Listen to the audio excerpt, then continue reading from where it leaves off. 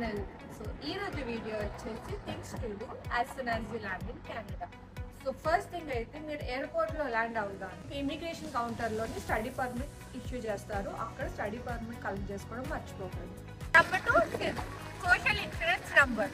So ఇండియాలో మనకి pan card ఎలా అయితే ఉంటుందో ఇక్కడ కూడా సోషల్ ఇన్సూరెన్స్ నంబర్ అలాంటిది అనమాట. మీకు ట్యాక్స్ బెనిఫిట్స్ కావాలన్నా మీ జాబ్లో పేరోల్ రిజిస్టర్ అవ్వాలన్నా ఈ సిమ్ నంబర్ అనేది మ్యాండేటరీ.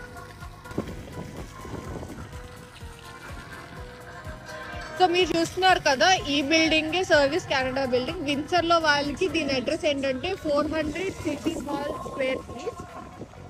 ఈ బిల్డింగ్లో గ్రౌండ్ ఫ్లోర్లోని సర్వీస్ కెనడా ఉంటుంది. మీరు అక్కడ లోపలికి వెళ్ళి టోకెన్ తీసుకొని మీ పాస్పోర్ట్ అండ్ స్టడీ పర్మిట్ చూపిస్తే వాళ్ళు మీ సిమ్ డాక్యుమెంట్ ఇష్యూ చేస్తారు.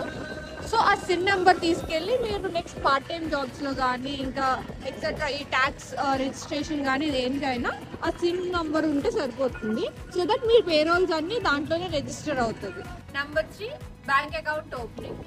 సో మన స్టూడెంట్ వీసాకి మనం ముందే మన 1 year లివింగ్ ఎక్స్పెన్సెస్ చూపించడం మ్యాండేటరీ.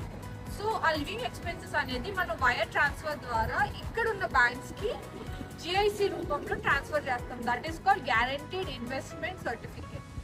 అక్కడ వైర్ ట్రాన్స్ఫర్ ఇక్కడ సిఐబిసి, ఫర్ ఎగ్జాంపుల్ సిఐబిసి బ్యాంక్ చెప్తున్నాను నేను.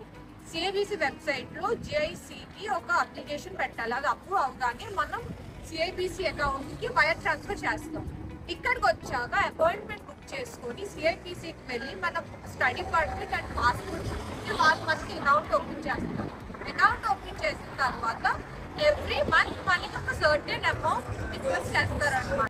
మన ఇనీషియల్ డిస్బర్స్మెంట్ అనేది కొంచెం హ్యూజ్ అమౌంట్ ఉంటుంది. For example 4000. ఎందుకంటే ఇనీషియల్గా ఎవరైనా ఇక్కడికి వచ్చిన వాళ్ళకి ఎక్స్పెన్సెస్ ఎక్కువ ఉంటాయి కాబట్టి ఫస్ట్ మంత్ ఎక్కువ అమౌంట్ ఇస్తారు. ఆ తర్వాత నుంచి 1500 అలా సర్టెన్ పీరియాడిక్ అమౌంట్ ఉంటుంది. ఎవ్రీ మంత్ ఆన్ ఫస్ట్ మీకు అది డిస్బర్స్ అవుతూ ఉంటుంది మీ అకౌంట్లో.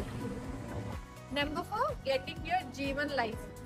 ఇది మ్యాండేటరీ అని నేను చెప్పను కానీ ఉంటే చాలా హెల్ప్ అవుతుంది. ఎందుకంటే ఇది మనకి Canadian ID proof for address verification and photo ఐడిగా పనికొస్తుంది. ఇది ఇండియాలో మనకి లర్నర్స్ లైసెన్స్ ఉంటుంది కదా, సేమ్ అది ఇక్కడ G1 అంటారు. మనకి ఇండియాలో ఎలా అయితే MCQs ఉంటాయో ఇక్కడ కూడా same. 40 questions, 20 questions for sign boards and 20 questions for rooms. So 2 సెట్స్లో మీకు 16 ఈచ్ కరెక్ట్ అయితే you are passed. In case మీరు ఫెయిల్ అయినా నో వరీస్, రీటెస్ట్ ఒక మినిమల్ ఫీజ్కి రీటెస్ట్ సేమ్ డే మనం ఇవ్వచ్చు.